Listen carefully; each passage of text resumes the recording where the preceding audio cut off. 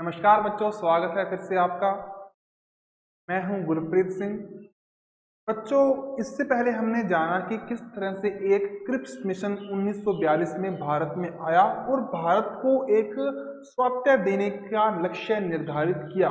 इस मिशन का उद्देश्य एक ये भी था कि किस तरह से भारत की एक नई संविधान निर्मात्री सभा का गठन द्वितीय विश्व युद्ध के बाद किया जाएगा। लेकिन इन्होंने एक ये भी बात कही कि जो प्रदेश स्वतंत्र होना चाहते हैं, यानी कि जो इस संविधान का हिस्सा न बनना चाहें, वो भी पहले की तरह ब्रिटिश साम्राज्य में मिलकर रह सकते हैं। लेकिन इससे दो प्रकार के विश्वासों का जन्म हुआ। एक तो थी कांग्रेस, जो इससे असहमत थी। उसकी असहमति का कारण कि इससे तो कोई भी, चाहे मुस्लिम है या दलित वर्ग है या कोई अन्य वर्ग, जो भारत में शामिल होना ना चाहे, जो हमारी विचारधारा से क्षण भंगुर समय के लिए मेल ना खाए, वो अलग हो जाएगा। विरोध इसका मुस्लिम लीग ने भी किया, क्योंकि इसमें पाकिस्तान की मांग को स्पष्ट शब्दों में नहीं बनाया गया था। पाकिस्तान जिसकी मांग बहुत समय पहले से चल रही थी, उस मांग को इन्होंने इस उद्देश्य में शामिल नहीं किया था। इससे एक जो गांधी जी थे, उन्होंने बात कही कि ये सब कुछ होने वाला है, यानी कि भविष्य में भारतीयों को ताकत या सत्ता दी जाने वाली है। लेकिन इसको गांधी जी ने आगे की तारीख का चेक बताया। आगे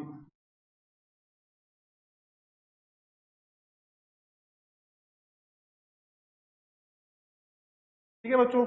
इसके बाद बच्चों 1942 का साल, जिसमें भारत छोड़ो आंदोलन शुरू हो गया। कौन भारत छोड़ेगा? अंग्रेज।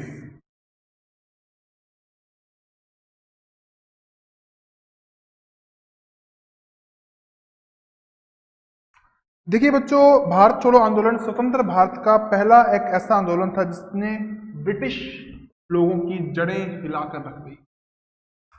देखिए बच्चों, मार्च 1942 में क्रिप्स मिशन की असफलता के कारण भारतीय लोग थे वो काफी नाराज थे, काफी निराशाजनक थे, क्योंकि भारतीय लोग चाहते थे एक बेहतरीन साम्राज्य, बेहतरीन देश का निर्माण करना, जो इन अंग्रेजी जड़ों से मुक्त हो, जो इन अंग्रेजी आधिपत्यता से मुक्त हो। इसीलिए द्वितीय विश्व युद्ध के दौरान जो भारी कीमतों में उछाल हुई, इन कीमतों में महंगाई आसमान को छूने लगी, क्योंकि विश्व युद्ध के कारण संसाधनों की कमी पड़ रही थी, क्योंकि इसके कारण उद्योग धंधे ठप पड़ रहे थे, उत्पादन ठप पड़ गया था। लेकिन आवश्यकताएं सेना के कारण, गोला बारूद के कारण अत्यंत बढ़ गई थी। इसी समय में जो भारतीय लोग थे, उन्होंने विश्व युद्ध में से मलाया, सिंगापुर, बर्मा, ये पीछे हट गए थे। जापान का इन क्षेत्रों पर अधिकार हो गया था और अब जापान भारत की ओर आ रहा था। भारत जहां पर इंग्लैंड काबिज था, भारत जहां पर काबिज इंग्लैंड जापान का शत्रु था। और इसी दौर में भारत ने अपने पत्र हरिजन में अंग्रेजों को भारत छोड़कर जाने की बात कही। उन्होंने कहा कि अगर अंग्रेज भारत में हैं तो ये जापानियों को सीधे तौर पर निमंत्रित कर रहे हैं कि वो भारत में आए और हमला करें, क्योंकि इंग्लैंड और जापान शत्रु हैं इस विश्व युद्ध में।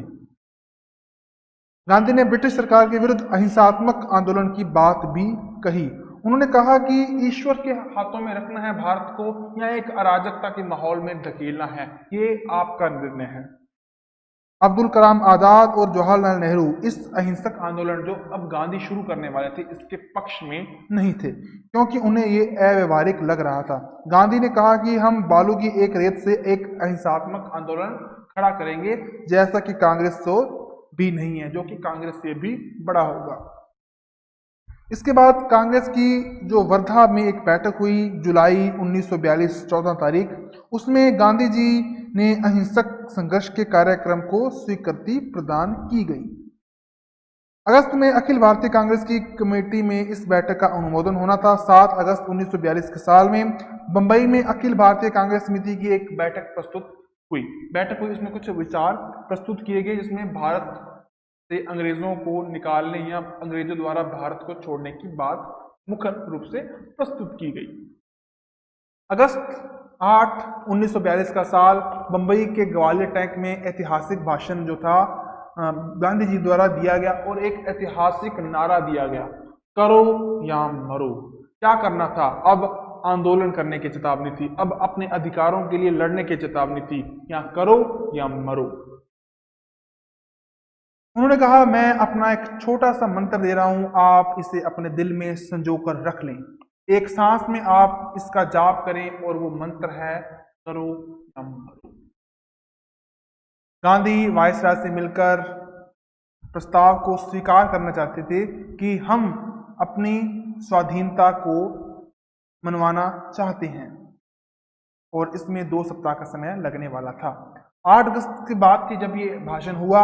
इससे पहले कि कांग्रेस आंदोलन चलाती, 9 अगस्त 1942 को प्रातः ही गांधी जी और अन्य कांग्रेसी नेताओं को गिरफ्तार कर लिया गया। फिर से कांग्रेस को एक असंवैधानिक संस्था यानी कि एक गैर कानूनी संस्था घोषित कर दी गई। कांग्रेस जो इस समय अपने आंदोलनों के कारण मुखर हो गई थी, कांग्रेस तो इस समय भारत को आजादी दिलवाने के एक निर्णायक मोड़ पर खड़ी थी, कांग्रेस जिसकी आवश्यकता इस देश को अत्यंत थी, लेकिन अब इसको गैर कानूनी घोषित कर दिया गया। इसके बड़े बड़े नेताओं को गिरफ्तार कर लिया गया और जेलों में डाल दिया गया, या कुछ को नजरबंद कर दिया गया उन्हीं के घरों में। इसके बाद क्या हुआ बच्चों? इसके बाद इस आंदोलन ने जनता के रूप में, जनतक रूप में ही स्वीकृति दे दी इस आंदोलन को, और इस आंदोलन ने तूल पकड़ लिया। हिंसा होने लगी बहुत जगह पर, और राजेंद्र प्रसाद भी इसमें नजरबंद हो गए थे। बड़े बड़े शहरों में अहमदाबाद, पटना, कानपुर, दिल्ली, पुणे, यहाँ पर कॉलेज, कारखानों, स्कूलों में हड़तालें की गई। आंदोलन अपने आप चलने लगे। जो भीड़ थी, भारतीय भीड़, उसका केंद्र ब्रिटिश सत्ता के प्रतीक, वहाँ के डाकघर, पुलिस थाने और वहाँ के कुछ अन्य सरकारी दफ्तर बन गए। रेलवे लाइनों को उखाड़ा गया, टेलीफोन की लाइनें काटी गई, और ये सिलसिला चलता रहा। पुलिस अधिकारियों, ब्रिटिश अधिकारियों, इसके अलावा कुछ मुखबिरों को भी मारा गया, उन पर भी हमले हुए। समाजवादी अच्युत पटवर्धन, जयप्रकाश नारायण, डॉक्टर राम मनोहर लोहिया, श्रीमती अरुणा आसफ अली, इन सभी ने भी अंडरग्राउंड यानी कि भूमिगत रहकर इस आंदोलन का नेतृत्व किया। इसके बाद बच्चों और भी बहुत सारे लोग थे जिन्होंने इस आंदोलन का नेतृत्व किया। राम मनोहर लोहिया कांग्रेस रेडियो पर बोलते रहते थे। अरुणा आसफ अली मुंबई में सक्रिय थी और ग्वालियर टैंक में इन्होंने तिरंगा फहराया। सबसे पहले बलिया में चित्तू पांडे ने सरकार बनाई, वहां के कलेक्टर की पावर्स को ले लिया गया और वहां के क्रांतिकारियों को और राजनीतिक बंदियों को रिहा किया गया। वहां पर एक नई सरकार बना दी गई, उस क्षेत्र को आजाद क्षेत्र घोषित कर दिया गया।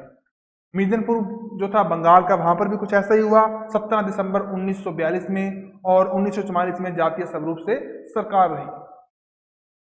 इन्होंने अदालतें बनवाई, स्कूल अनुदान दिए, कई राहत कार्य चलाए, जैसा कि एक आम सरकार करती है, और ऐसा महाराष्ट्र में भी हुआ नाना पाटिल के नेतृत्व में, और 1945 तक इस तरह की सरकार चली। 10 फरवरी 1943 के साल में गांधी जी ने जेल में उपवास रख दिया। अंग्रेजों ने दबाव डाल रहे थे कि आप इस आंदोलन में हो रही हिंसा की भर्त्सना करें, लेकिन गांधी जी ने कहा, यह हिंसा अंग्रेजों के कारण हो रही है, मैं इसमें पार्टी नहीं बनना चाहता। तो बच्चों, गांधी जी का बीमारी का आधार बनाकर उनकी उनकी मरने की तैयारी कर रही थी अंग्रेजी सरकार, लेकिन उनकी बीमारी के कारण उनको 6 मई 1944 को रिहा कर दिया गया। इसके बाद एक बुजुर्ग जिसकी उम्र 75 साल, वो किस तरह से इस आंदोलन में अपनी सक्रिय भूमिका निभा रहा है, किस प्रकार के लोगों के मनों में, दिलों में राज कर रहा है, ये देखते ही बन रही थी। और पुलिस और सेना की गोलीबारी में 10,000 से भी अधिक लोग मर गए, 60,000 से अधिक लोगों को गिरफ्तार किया गया। कितनी बर्बरता का माहौल था। कांग्रेस के नेता भी जेल थे। तब मुस्लिम लीग के जो जिन्ना थे, 23 मार्च 1943 को उन्होंने पाकिस्तान दिवस बनाया, लेकिन अधिक समय तक ये कुछ चलने वाला नहीं था। किसानों और लोगों ने बड़ी ही संख्या में इसमें भाग लिया, बहुत से लैंडलॉर्ड्स, जिम्मेदारों ने भी इसमें भाग लिया। विद्यार्थियों ने इस गांव का आह्वान जगह जगह पर घूमकर संदेश फैलाकर किया। 3 महीने तक डाकघर, बड़ी बड़ी फैक्ट्रियां, स्कूल, कॉलेज बंद रहे अहमदाबाद में। ठीक है। वेवेल योजना, आई एम शिमला योजना 1945।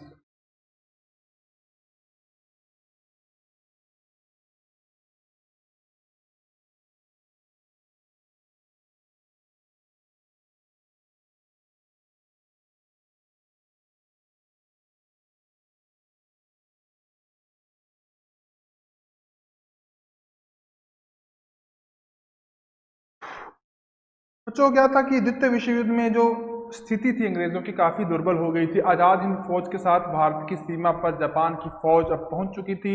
प्रधानमंत्री चर्चिल थे जो आने वाले संवैधानिक चुनाव की तरफ ध्यान था उनका। वायसराय वेवेल को 1945 में संविधान सुधारों की एक रूपरेखा तैयार करने के लिए भारत भेजा गया। गवर्नर जनरल की नई कार्यकारिणी परिषद का गठन होगा। इसके अनुसार हिंदुओं और मुसलमानों की संख्या इसमें बराबर होगी। गवर्नर जनरल के पद को छोड़कर सभी पद भारतीयों से भरे जाएंगे। प्रांतों में मिली जुली सरकार उत्तरदायी करेंगे। इस प्रस्ताव का प्रभाव भारत के संविधान पर नहीं पड़ेगा। भारत का संविधान भारतीय स्वयं बनाएंगे। वेवेल योजना के अनुसार 25 जून 1945 में शिमला में एक अधिवेशन बुलाया गया। 14 लोगों की कार्यकारिणी परिषद थी जिसमें 5 सदस्य है कांग्रेस और मुस्लिम लीग देगी। लेकिन मुस्लिम लीग में इसमें एक सदस्य है जिसका नाम था मौलाना आजाद, मौलाना कलाम आजाद, उसको मनोनीत किया। लेकिन मुस्लिम लीग ये सदस्य का नाम मनोनीत किया था कांग्रेस ने। तो मुस्लिम लीग ने कहा कि सभी मुस्लिम सदस्यों को हम मनोनीत करेंगे क्योंकि मुसलमानों का नेतृत्व हम कर रहे हैं। वास्तव में सभी मुसलमान मुस्लिम लीग से हमदर्दियां उसके पक्ष में नहीं थे, फिर भी ये अपनी शेखी भगा रहे थे कि हम सभी मुसलमानों के पक्षकार हैं या उनकी पैरवी कर रहे हैं। तो मोहम्मद अली जिन्ना ने कहा कि सभी मुसलमानों का नाम सिर्फ हम ही दे सकते हैं, कांग्रेस नहीं दे सकती। टू नेशन जैसी थ्योरी, बद्दी थ्योरी, मुस्लिम धर्म के आधार पर बनने वाली एक थ्योरी को जन्म दे रहे थे मोहम्मद अली जिन्ना और उस तरह के नेता। कहने का मतलब था कि उन्होंने इस प्रस्ताव को अस्वीकार कर दिया जिन्ना ने अपनी वीटो पावर के जरिए, कि उन्होंने कह दिया कि मैं तो ये पसंद नहीं करूंगा। नौसेना ने विद्रोह कर दिया। 1946 में एक तलवार नाम का जहाज था, उसमें विद्रोह हो गया। वहां पर बच्चों जो सेना के लोग थे, भारतीय सेना के लोग, उनको अच्छा भोजन नहीं मिलता था, वेतन नहीं मिलता था, इसके लिए उन्होंने विद्रोह कर दिया। वहां पर क्रांति मचा दी, वहां की चीजों को अपने पक्ष में कर लिया। अंग्रेजों भारत छोड़ो जैसे स्लोगन उस जहाज में लिख दिए गए, ठीक है ना। इसी तरह और इंडोनेशिया और अन्य जगहों पर जो कैद सेनाएं थी उनको वापस बुलाने की बात भी कही गई। मुंबई स्थल क्षेत्रों में भी ऐसा हुआ। बहुत से लोगों ने, व्यापारियों ने, मजदूरों में इस प्रकार के काम किए और के बाद बहुत से मजदूर आदि लोग सड़कों पर उतर आए। उन्होंने नौसेनाओं का विद्रोह में साथ दिया। लास्ट में राष्ट्रवादी नेता सरदार वल्लभ भाई पटेल के कहने पर विद्रोह शांत हुआ। कैबिनेट मिशन जो 1946 में आया था, क्योंकि उसके समय जब कैबिनेट मिशन भारत में आया उस समय एटली भारत के प्रधानमंत्री बन चुके थे। एटली जो कि लेबर पार्टी यानी कि श्रमिक दल के नेता थे और उन्होंने अपने चुनावों के वादों में भारत को स्वतंत्रता देने जैसी बातें शामिल की थी। अब शिष्टमंडल भारत आया। 3 सदस्य पैट्रिक लॉरेंस जो भारत के सचिव थे, सर स्टैमफोर्ड क्रिप्स भारत बोर्ड ऑफ ट्रेड के अध्यक्ष थे, एवी अलेक्जेंडर नौसेना मंत्री थे, ये भारत में आए और यहाँ के राजाओं, नवाबों, कांग्रेस, मुस्लिम लीग सभी से विचार विमर्श करके सलाह मांगी। और बच्चों क्या था कि उस समय जो भारत था वो 3 प्रकार का था, या 2 प्रकार का कहें।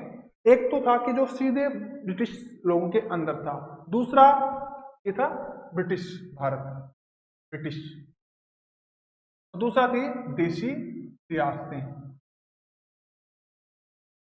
लगभग 562 देशी रियासतें समय भारत में मौजूद थी। तो बच्चों इनको कहा गया कि आप या तो भारत में शामिल हो जाइए या अपना अलग बना लीजिए, ठीक है ना, या आपस में कोई 2-4 लोग इकट्ठे होना चाहे तो उनकी मर्जी है। मुस्लिम लीग को कह दिया कि आपकी मर्जी है, कैसे भी आप कर लें, ठीक है ना।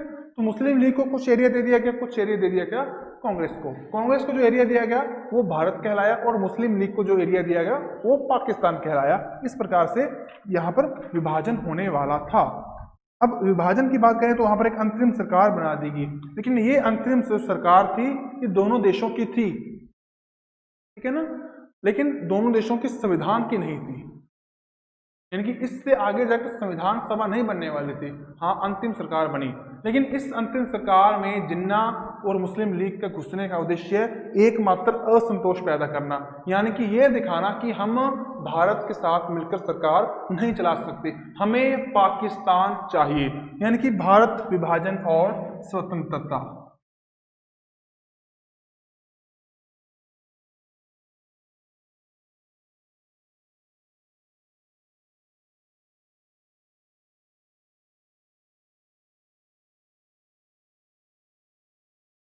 बच्चों क्या हुआ कि कैबिनेट मिशन जो कमजोर था उसने मुस्लिम लीग और शासनों को संतुष्ट करने का प्रयास किया, लेकिन सभी संतुष्ट उससे नहीं हो पाए। ठीक है ना।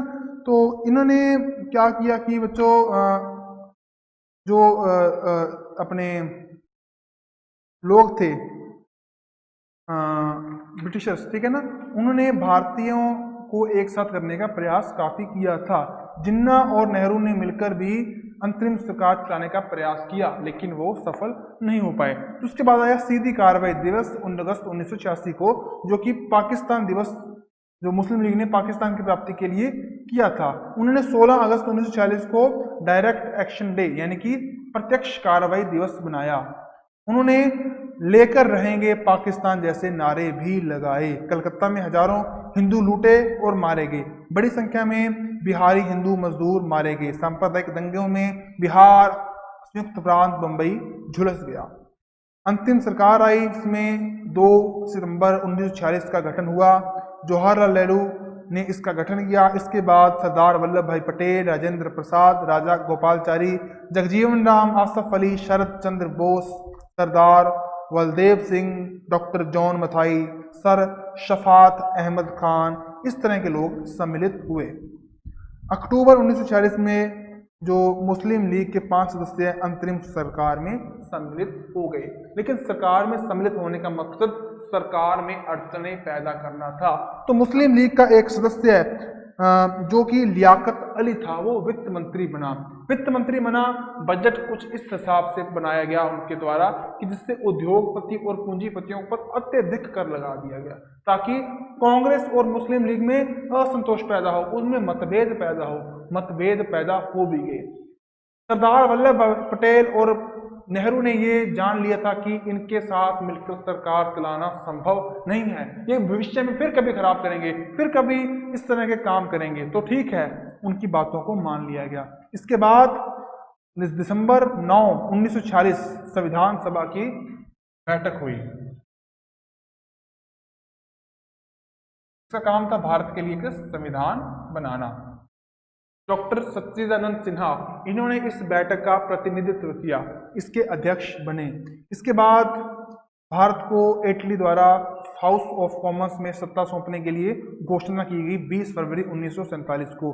जून 1948 को भारत को में सत्ता सौंपना चाहती थी, और इस सत्ता को सौंपने के लिए एक व्यक्ति को लाया गया, उनका नाम था लॉर्ड माउंटबेटन।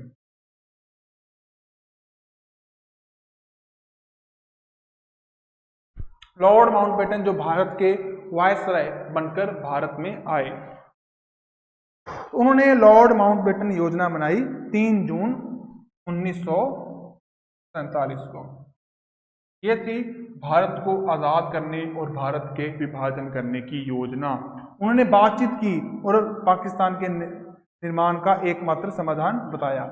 देखो बच्चों, शुरुआत में जो नेहरू थे और सरदार वल्लभ भाई पटेल थे, वो इस विभाजन के पक्ष में नहीं थे, लेकिन करते भी तो क्या करते, उनके पास कुछ और चारा नहीं था। गांधी भी इससे संतुष्ट नहीं थे, लेकिन जब इतने ज्यादा दंगे भड़काए मुस्लिम लीग ने, सांप्रदायिकता भड़काई अंग्रेजों ने फूट डालकर राज करने की नीति अपनाई थी, जिसका परिणाम अब देखा जाने लगा था। भारत में दंगे भड़क गए। माउंटबेटन, जवाहरलाल नेहरू, पटेल, गांधी, सब ने ये बात समझ ली थी कि इस विभाजन के अलावा कोई और अवसर, कोई और तरीका नहीं है। गांधी ने कहा भी था कि अगर विभाजन होगा तो मेरी लाश से होगा, लेकिन इन सांप्रदायिक दंगों ने सभी को झुका दिया। विभाजन जरूरी हो गया, क्योंकि अगर भारत एक साथ रहता तो फिर से भारत छोटे छोटे टुकड़ों में बंट सकता था, जो बात उस समय के लौह पुरुष सरदार वल्लभ भाई पटेल ने महसूस की थी। तो बच्चों निर्धारित हो गया कि भारत को दो भागों में, भारत और पाकिस्तान में बांट दिया जाएगा। जो संविधान सभा ने जो संविधान पारित किया है, ठीक है ना, उस भागों में लागू नहीं होगा जो इसको मानने के लिए तैयार नहीं हो। सीमांकन किया जाएगा मुस्लिम और हिंदू जगहों के हिसाब से, ठीक है ना। 3 प्रकार के क्षेत्र बनाए जाएंगे, भारत, पाकिस्तान और एक इसके अलावा हैदराबाद, ठीक है। उत्तर पश्चिम प्रांत असम से जो जो जहां पर लग रहा है कि जहां पर पता नहीं हिंदू ज्यादा है मुस्लिम ज्यादा है, वहां पर बहुमत कराया जाएगा, तो मतदान करवाया जाएगा, वोट डलवाए जाएंगे, जैसा कि असम के लौसट जिले में हुआ। इसके अलावा हर जगह पर बैठकें बुलाई जाएंगी, ठीक है ना। और देशी रियासतों को यह तय करने का अधिकार होगा कि वो भारत के साथ जाएं या पाकिस्तान के साथ या फिर ब्रिटेन के साथ ही बने रहना चाहते हैं, जैसे कि पहला था। अब इस प्रस्ताव का समर्थन करते हुए आजाद ने कहा कि कांग्रेस कार्यकारिणी का निर्णय सही नहीं है, लेकिन कांग्रेस के सामने कोई और विकल्प भी नहीं है, ठीक है ना। तो बच्चों ठीक है।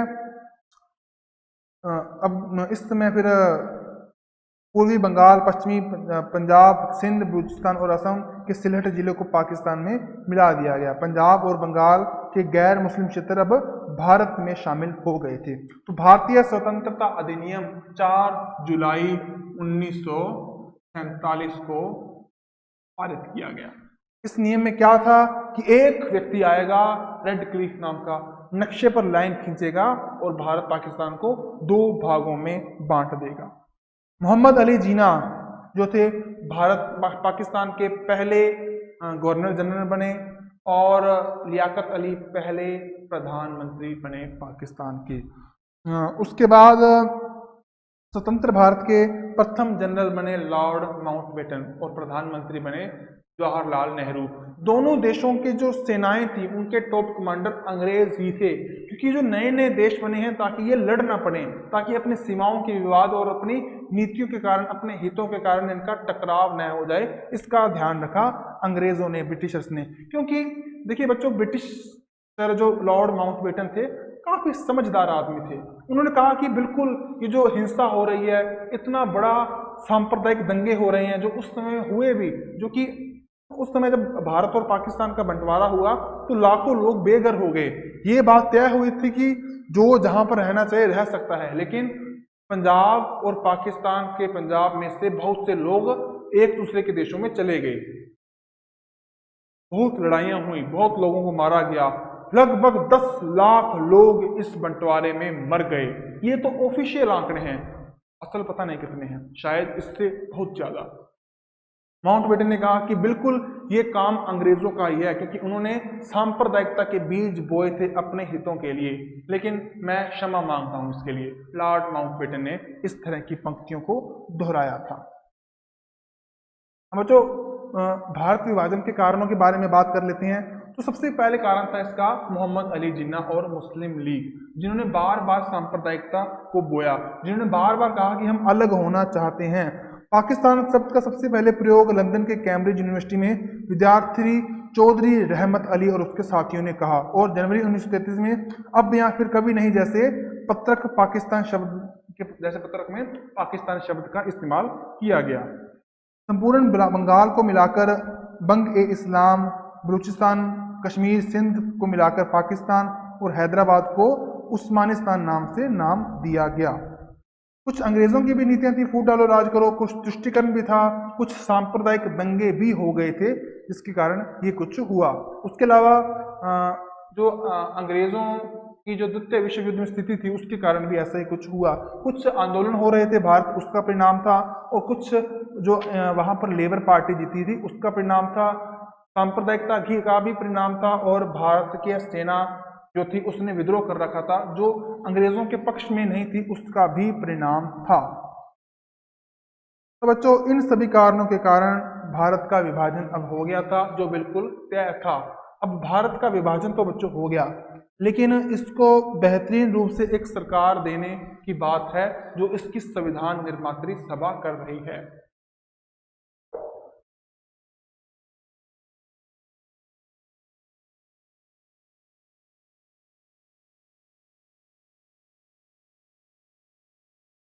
अब बच्चों भारत के गृह मंत्री बने सरदार वल्लभ भाई पटेल। वो तो खैर बाद में बने थे जब संविधान लागू हो गया।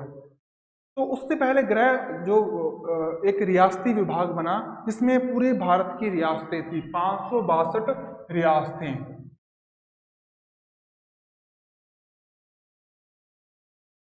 इनको भारत में मिलाने की बात आई। अब एक अंग्रेजों ने कहा था कि कोई भी रियासत चाहे तो भारत के साथ शामिल हो जाए, चाहे पाकिस्तान के साथ, और चाहे स्वतंत्र बनी रहे। अब देखिए बच्चों, भारत तो था ही कुछ, लेकिन उसमें ये रियासतें भी थी। अब इनको एक साथ लाने का काम किया सरदार वल्लभ भाई पटेल, और इनके सचिव थे एक वी पी मेनन। बच्चों, अब ये भारत को एक साथ लाने का काम करने वाले थे। जगह जगह पर गए, हर राजा को मनाया। जूनागढ़, अब देखो बच्चों, हर किसी ने साइन कर दिया, ठीक है हम भारत के साथ शामिल हो रहे हैं। क्या था, इन्होंने कुछ ऐसी नीति, पहले तो प्यार से समझाते, फिर कहते सेना आएगी, सेना आएगी, आपके पास कुछ भी अधिकार नहीं बचेंगे। राजाओं को कहा गया अगर आप भारत के साथ शामिल होगे तो आपको एक प्रीवी पर्स दिया जाएगा, आपको पैसे देंगे हम साल भर के। लेकिन बाद में बंद हो गए थे इंदिरा गांधी के टाइम में। तो बच्चों, राजाओं को इस तरह धमकाया गया, कुछ सेनाओं से माने और कुछ यूं ही मान गए, कुछ देश प्रेम के कारण भी मान गए। अब दिक्कत आई एक तो जूनागढ़ में। जूनागढ़ जो गुजरात में है आज के, तो जो जूनागढ़ का राजा था वो था मुस्लिम, और जो यहाँ की जनता थी वो थी ज्यादा हिंदू। तो बच्चों, मुस्लिम राजा कहता कि मैं तो पाकिस्तान में शामिल होऊंगा, रवाब था। हिंदू जनता कहते कैसे? इधर से पता लग गया पटेल साहब को, पटेल साहब पहुंच गए, कहते चुनाव करवाओ। चुनाव करवाया, मतदान करवाया गया, तो लोगों ने वोट डाल दिए भारत की तरफ। इसके बाद बच्चों आई बात हैदराबाद रियासत की। हैदराबाद रियासत जो एक मुस्लिम रियासत थी, वो चाहते थे कि मैं पाकिस्तान के साथ जाकर मिल जाऊं, लेकिन पाकिस्तान वो उससे दूर था। पाकिस्तान वहां से इतनी दूर था कि आ, आ, वो हैदराबाद में शासन नहीं चला सकता था, क्योंकि हैदराबाद भारत के बीच में से था। सेना भेजी गई, 3 दिन के दमन चक्कर के बाद में हस्ताक्षर हो गए विलय पत्र पर। इसी तरह आया एक था हैदराबाद हो गया, और अंत में आया पाकिस्तान।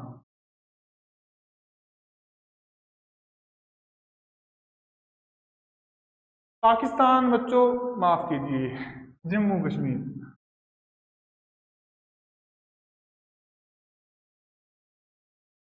जम्मू कश्मीर को पाकिस्तान अपने साथ लेना चाहता था, और भारत भी। यहाँ का राजा था जो, वो था ज्यादातर, यहाँ की प्रजा थी वो ज्यादा मुस्लिम थी, कम हिंदू थी। जम्मू के क्षेत्र में हिंदू लोग थे, कश्मीर में मुस्लिम। राजा हिंदू थे हरि सिंह, जो स्वतंत्र बना रहना चाहते थे। वीपी मेनन सिंह और अब अपने पटेल साहब गए उनके पास, लेकिन एक बार तो माने नहीं। लेकिन जब वहां की पाकिस्तान की सेना ने कबाइलों के रूप में हमला कर दिया, कहां पर?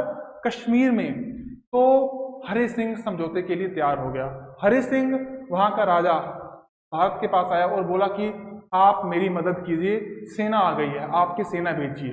पाकिस्तान की सेना आ गई है, लेकिन माउंटबेटन जो कि उस समय द्वितीय विश्व युद्ध से जूझ रहे, या उसके बाद जो इंग्लैंड था वहां के प्रतिनिधि के रूप में भारत आए थे, भारत का अच्छी तरह से बंटवारा करवाने के लिए, अच्छी तरह से उसको पावर देने के लिए।